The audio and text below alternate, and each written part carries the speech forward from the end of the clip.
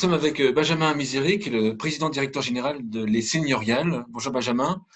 Bonjour Frédéric. Est-ce que tu peux te présenter et présenter, si je faut encore le présenter, Les Seigneuriales? Donc les Seigneuriales, nous sommes un acteur historique du marché des résidences services seniors. Nous existons depuis 20 ans. Nous avons aujourd'hui 76 résidences ouvertes sur le territoire et 17 projets en cours de construction et de commercialisation.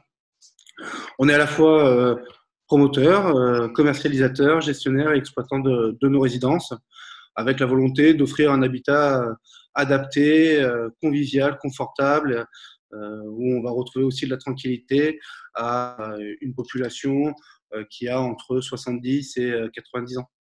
D'accord. Il y a une typologie de personnes qui sont dans les résidences-services ou c'est des personnes qui sont seules, célibataires, veuves Majoritairement, ce sont des femmes seules, très majoritairement. Hein, au Seigneurial, c'est près de 60, plus de 75% de femmes seules, de 77 ans de moyenne d'âge. Mais notre plus jeune résident a 59 ans et notre doyenne a 102 ans. Donc, on voit qu'on accueille finalement plusieurs générations. Ce qui les rassemble, c'est l'autonomie et le maintien en autonomie le plus longtemps possible. D'accord. Lorsqu'en fait vous ouvrez enfin lorsque vous choisissez un endroit pour ouvrir une seigneuriale, euh, quels sont les critères en fait pour choisir le lieu ou... Ce qui est très important, c'est l'emplacement au sein d'un quartier ou au sein d'une ville, d'avoir une vraie proximité avec l'ensemble des services, des commerces et de la mobilité à travers les transports en commun. Avoir aussi un tissu associatif dense pour pouvoir offrir des animations, des activités, quelles qu'elles soient, culturelles, intergénérationnelles, sportives, le maximum. Et finalement, donner du sens au mot qui est très souvent utilisé, qui est l'inclusion. Mais voilà, de faire en sorte que notre résidence senior devienne finalement un pilier de quartier parce qu'elle accueille une population qui a du temps, qui a de la transmission à apporter et qui a de l'énergie à revendre. D'accord. Quand on dit résidence-service senior, ils ont le service. Quels sont les services qui sont proposés? Alors déjà, nous, on propose un accueil 7 jours sur 7, des activités, des animations 2 fois par jour, là aussi 7 jours sur 7. Et derrière, une carte de service qui est réalisée en partenariat avec l'ensemble des acteurs du quartier ou de la commune dans laquelle on s'implante, qui soient des acteurs publics, privés, commerçants, médico-sociaux, euh, en, finalement pour essayer de couvrir au maximum ce dont les gens peuvent avoir besoin. Et donc, du coup, il y a assez peu de services intégrés, hormis la restauration maintenant de plus en plus. Mais le reste, ce sont vraiment des services à la carte, coordonnés avec le tissu et l'environnement de la résidence, qui favorise d'ailleurs là aussi l'intégration de la résidence dans son environnement et qui limite les phénomènes de repli sur soi. Parce que finalement, les gens pour utiliser les services sortent de la résidence et les gens de l'extérieur rentrent dans la résidence pour pouvoir assurer les prestations de services. Et donc, du coup, ça permet d'avoir un objet immobilier qui est réellement ouvert sur son environnement et son quartier. D'accord. J'aurais aimé avoir ton avis sur le potentiel du nombre de résidences qu'on peut mettre en France, enfin, dans un pays comme la France. Alors aujourd'hui, il existe un peu moins d'un millier de résidences ouvertes sur le territoire. Ce que je vais dire, c'est personnel, donc c'est en dépit de toutes les études qui peuvent paraître par ailleurs, mais moi j'estime qu'il y a un potentiel à un peu moins de 4000 résidences sur le territoire, parce qu'on se rend compte qu'on est une véritable alternative d'habitat intermédiaire et qui finalement, le modèle d'habitat interne, ce qu'on appelle habitat intermédiaire maintenant dans ces nouveaux usages d'habitat, on est la catégorie qui a le tissu le plus constitué, avec des acteurs en place et finalement un produit qui n'existe que par la demande des gens. Donc, c'est-à-dire qu'en fait, ça veut dire des résidences dans des villes plus petites dans l'avenir, ou alors deux résidences dans des grandes villes. Ça veut dire, Aujourd'hui, il y a les deux, finalement, les deux, parce qu'on voit qu'une commune de 20-30 000 habitants peut avoir le besoin d'avoir une résidence senior sur son territoire. Et bien évidemment, des métropoles très denses peuvent accueillir même une dizaine, voire une quinzaine d'établissements en leur sein en fonction de la typologie de la population. D'accord. La crise du Covid, donc en fait on blaguait juste avant parce que tu étais à Marseille et actuellement il y a ça frite entre Paris et Marseille. La crise du Covid, est-ce que ça va changer quelque chose sur le marché, en fait, sur la demande en termes de résidence service senior? Et est-ce que ça change la typologie des gens qui vont y aller? Il y a plusieurs questions. Oui. Pour essayer d'y répondre dans l'ordre et essayer de balayer tous les sujets, ça va changer quelque chose, notamment, et c'est positif, dans l'approche, parce que ce soit nous ou l'ensemble de nos confrères, on a réussi à faire en sorte que notre bilan sanitaire, parce que c'est le mot utilisé, soit très positif. Donc avec très très peu de décès, malgré des moyennes d'âge qui sont au-delà de 75 et parfois au-delà de 80 ans. Parce que il y a une population qui est forcément autonome et donc pour lequel le confinement est plus facile à réaliser. Et en plus, parce que je pense que c'est dans l'ADN des résidences services seniors, la faculté à mettre en place ce qu'il faut pour éviter tous les phénomènes d'isolement. Parce que habiter en résidence senior, c'est finalement vouloir habiter en communauté, en collectivité, et donc de ce faire, alors par des moyens différents forcément, mais c'était peut-être plus facile pour nous de mettre en place, malgré tout, de maintenir des animations, de maintenir des activités, de maintenir du lien, de faire maintenir du lien à l'extérieur. Et ça a été reconnu parce que nous, on l'a constaté sur le nombre de contacts qu'on a reçus pendant l'été, qui était très largement supérieur au mois de juillet et au mois d'août l'année dernière. Donc on constate une réelle appétence parce que les personnes qui ont vécu l'épisode du confinement isolées chez elles, oui, c'est ça. Que ce soit elles, avec bien évidemment mais avant tout elles et leur famille, elles n'ont plus envie de revivre ça. Très concrètement, l'angoisse d'être éloigné, l'angoisse de pouvoir se ravitailler, etc. etc. Donc ça, c'est et d'ailleurs, on a même des gens qui nous ont contactés pendant le confinement, de manière assez étonnante. Et en parallèle, des gens qui connaissaient pas encore l'offre d'habitat qu'on propose et qui, parce que on en parle plus souvent, etc., imaginaient aller en EHPAD, du coup, nous ont identifiés. D'accord. Donc, notre mission d'habitat adapté collectif a rempli finalement tout son rôle au sein de la crise. D'accord. Pendant la crise, si on parle de confinement, les résidents étaient confinés dans leurs appartements ou ils pouvaient sortir de la résidence? Les gens étaient autonomes et étaient donc soumis au protocole comme n'importe quelle citoyenne ou citoyen. D'accord, donc ils pouvaient sortir. C'était pas comme les EHPAD où on était enfermés dans les chambres. Ils pouvaient sortir une fois par jour, dans un rayon de, D'accord. je ne sais plus, avec des protections qu'au début, nous leur avons fournies et au fur et à mesure, on a mis en place des ateliers de confection de masques. Donc, on a réussi à avoir notre propre production de matériel.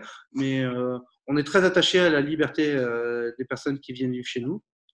On a aussi réprimandé ceux qui ne respectaient pas les protocoles. On a considéré que c'était notre mission de.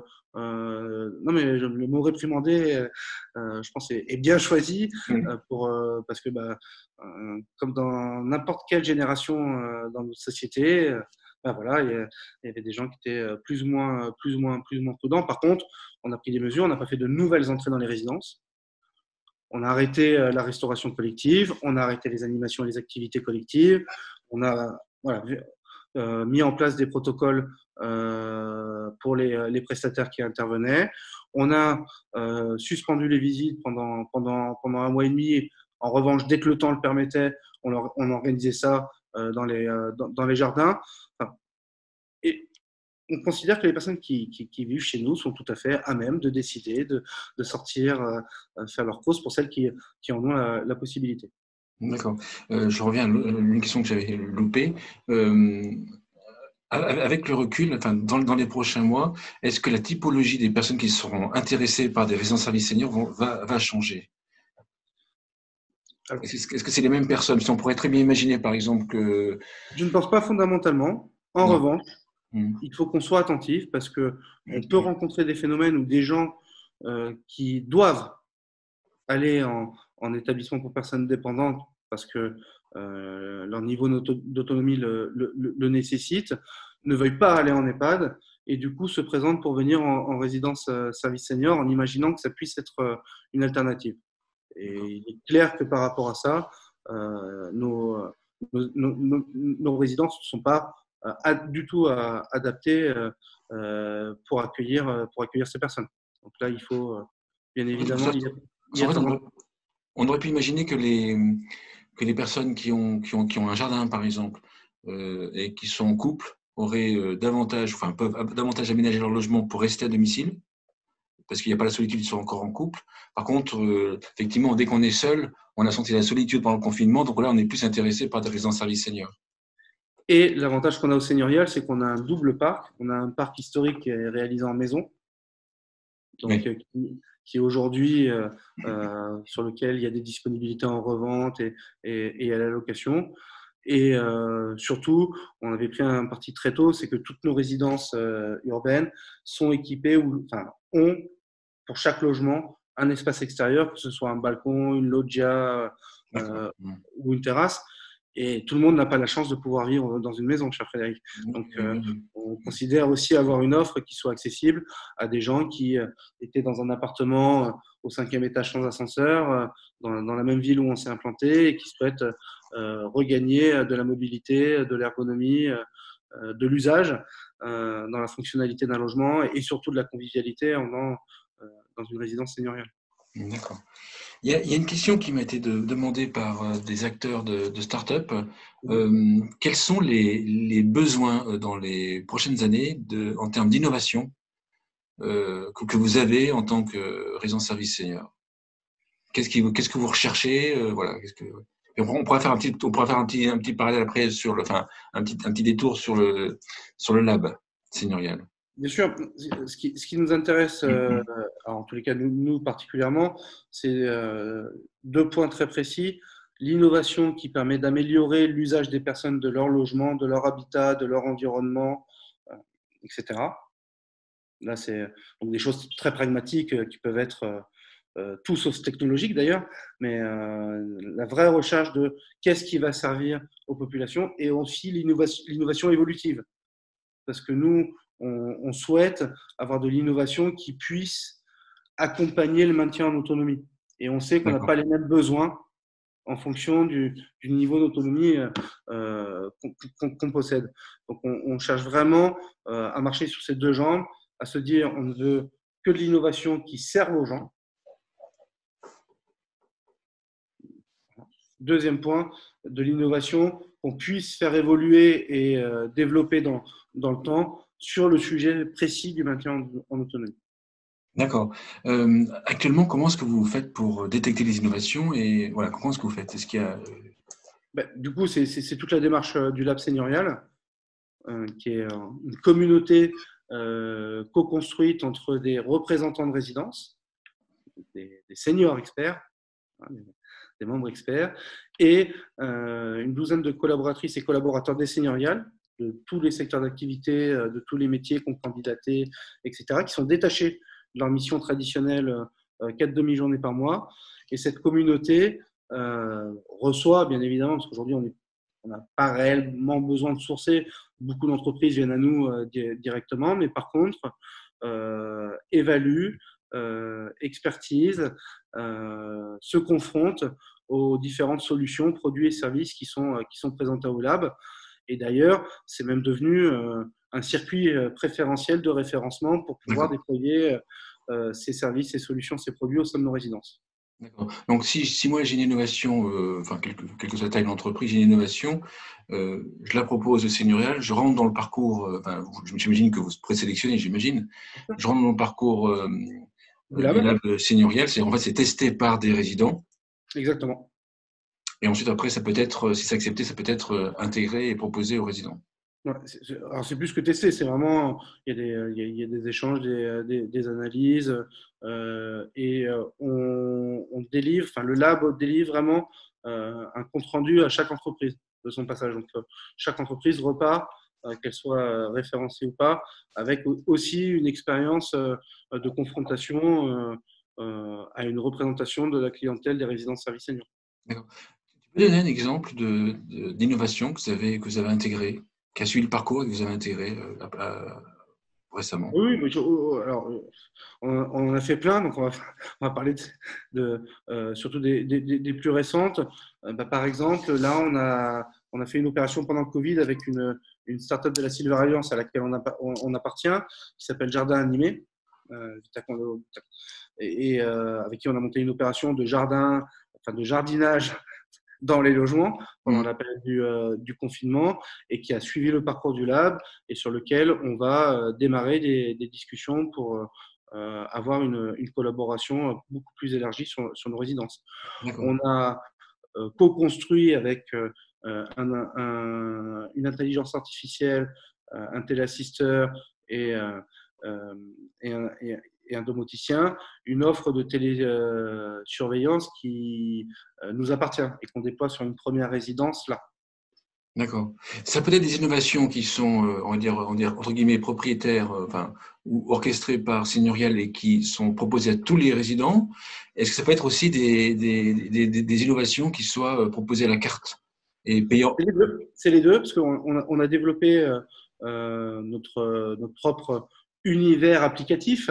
Donc, on a créé un espace pour l'ensemble des résidentes et des résidences seigneuriales où ils ont accès à une place de marché qui leur permet, sur tout un univers qui comprend 5 grandes thématiques, à savoir la santé et le bien-être, le pratique, le logement, la mobilité, pardon, et tout ce qui est culture, loisirs et ludique, et d'avoir une offre. Là, on lance une offre, donc c'est une offre qui s'appelle Félicie, Félicie Service, qui va permettre d'avoir accès à un catalogue pour démarrer, là, 80 produits, solutions et services, mais on a la ferme ambition de pouvoir référencer 300, à peu près 300 produits, solutions et services sur cette place de marché. D'accord. La place de marché, c'est sur Internet, c'est numérique.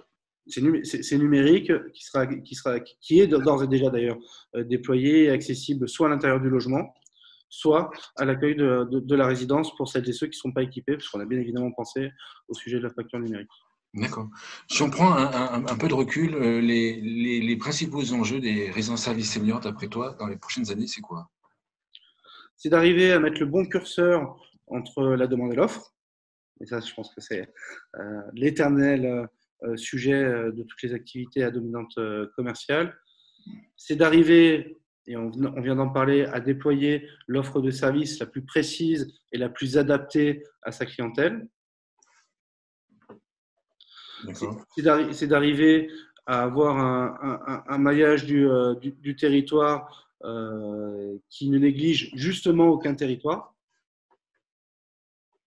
D'accord. Et on le voit parce qu'il y a quelques exemples, que ce soit de nos confrères ou dans nos propres stratégies de développement, qu'on a aussi acquéri un savoir-faire qui peut s'exporter à l'étranger, dans des pays européens ou dans des contrées plus lointaines, parce qu'on est régulièrement sollicité pour réfléchir à des déploiements de produits résidents seniors dans d'autres pays. D'accord. Est-ce que un des enjeux est aussi de permettre à plus de seniors avec des revenus peut-être moindres, et puis, je sais pas, qui a un patrimoine immobilier, de pouvoir être locataire et être résident de résidence-service? Alors, il faut savoir, et ça, je vais essayer de tordre le cou à une idée reçue, que dans l'offre de résidence-service actuelle, tout n'est pas accessible qu'il y a des gens qui ont plus de 3 000 euros de revenus. D'accord. Il y a des différents niveaux d'offres. Par exemple, nous, on a une catégorie d'offres qui permet aux gens qui ont entre 1 200 et 1 500 de revenus de vivre dans une seigneuriale. D'accord. Donc mais bien évidemment, et on discute nous régulièrement avec des opérateurs type bailleurs sociaux ou avec des collectivités pour voir comment on peut arriver nous, à l'instar du logement traditionnel d'ailleurs en France, comment on peut nous arriver à avoir une production de logements et d'habitat senior allocatif maîtrisé, D'accord. qui D'accord. correspondrait au dispositif du logement social. D'accord. Mais en France, on est confronté quand même toujours à cette culture où, pour ces sujets-là, il ne faut pas que ce soit fait par le méchant vilain privé, parce que, Ah oui, bien sûr. alors qu'on a des vraies solutions pour caper les marges, caper les prix, caper les loyers et fonctionner, travailler en toute transparence avec n'importe quel organisme. D'accord. Dernière question que j'avais, dans 5 à 10 ans, Seigneurial, c'est gros comment? Alors, ma boule de cristal a quand même été soumise à de fortes turbulences avec l'épisode du Covid.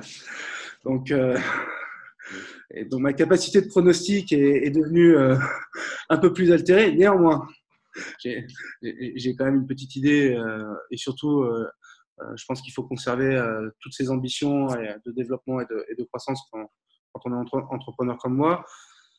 J'imagine que Seigneurial, c'est à la fois deux choses. C'est à la fois un point central dans un quartier pour assurer et mettre en œuvre, illustrer ce qu'est la mixité générationnelle, ce qu'est la mixité sociale, ce qu'est l'inclusion urbaine, etc., etc.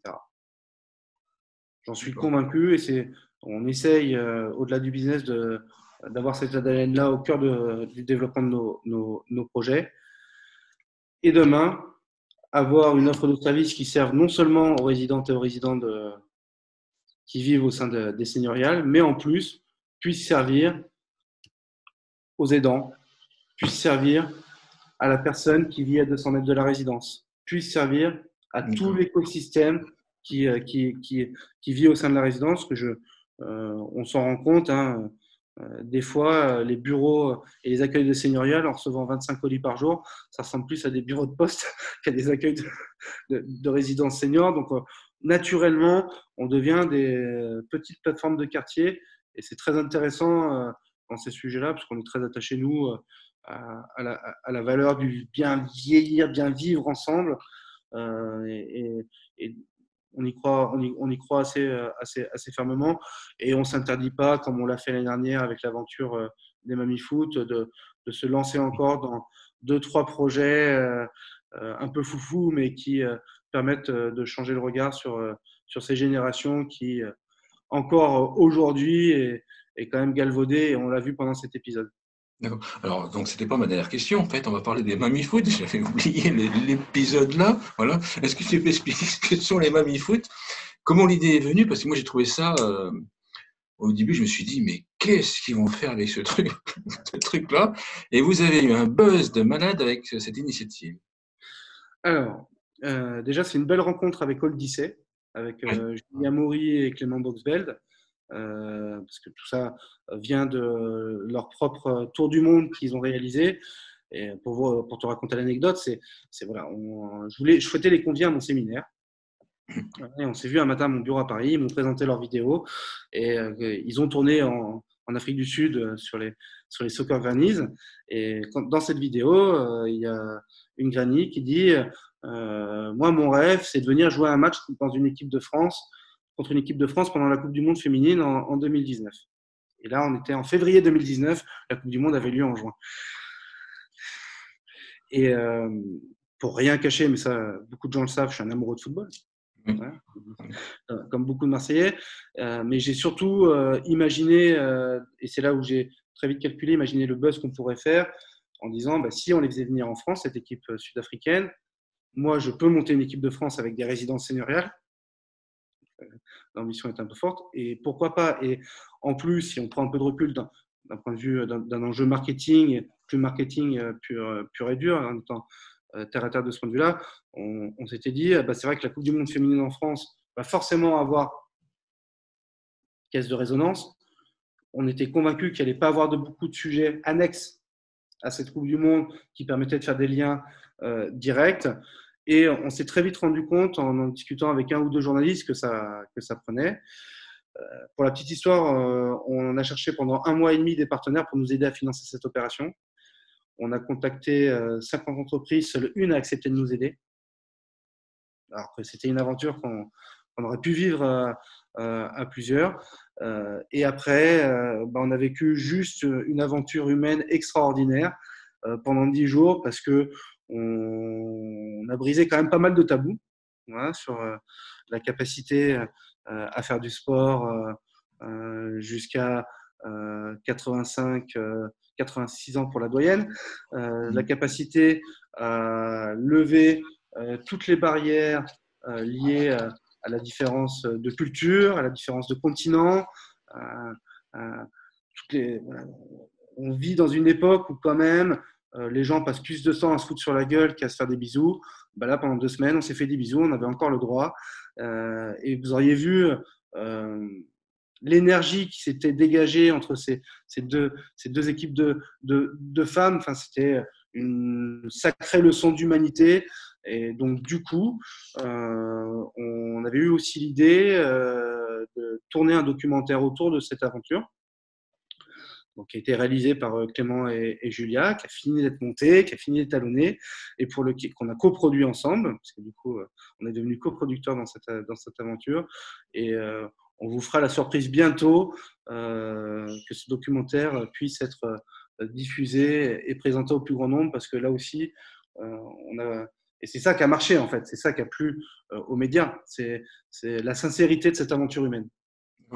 Comment est-ce que les résidents ont vécu ce phénomène-là? Comme une énorme fête.